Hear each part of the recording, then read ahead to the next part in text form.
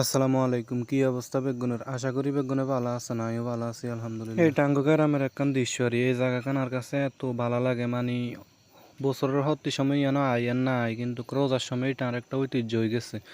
মানে আসরের নজ হড়ি আঙ্গ মসজিদ, মানে ইফতারের আগে দিয়ে আই ইমির দিকে কাঁটা দিনা যাইলে আর ভালো লাগে না। হত্তি বছরের নে আই এবার আই যে তৃতীয় রমজান চলে, তো আই প্রথম দিন আইতাম হারি না, প্রথম দিনে বাজার আসলে মাইতে দেরি হয়ে গেছে। তো গতকাল আইসি আই আন্ডি গেছি, তো আইস গো আসরের ধর যায় কই আর কিরি মাই যায় আন্ডি। অবশ্য অন্য অন্য বারের তুলনায় এই দুই এক রমজানে আইটার কাছে তেমন একটা ভালো লাগে না, কারণ কিল্লা আগে লগ যেগুলো আসছিল বা ছোট ভাই বেড়াদার যেগুলো আসলে সেগুলো বেগুনে মিলে আসল না চড়িয়েতাম।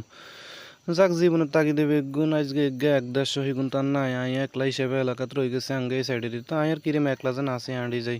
যদি আয়ও কোনো কালে চলি যেত তো আর হাইতেন না, ইয়াল্লাই যতক্ষণ আসি ততক্ষণ আয় এখানে আঁড়ি মুড়ি যায় আর কি, আর ঐতিহ্যরে স্মরণ করি, স্মৃতিচারণ করি আর কি একটু। আর আনলগে যেগুন আগে ইমি আইতো হিগুন আল্লাহ দো আদায় করি, হিগুনের কথা মনে উঠে আল্লাহ হিগুন রে ভালো রাখছি এনে থাক হিগুন। আর কান কত হয়েছে কে হতে বছর আড়ানোর সময় মনে করি আরে সামনের বছর হয়তো আর থাকতাম না, কিন্তু কোন পর্যন্ত আসি।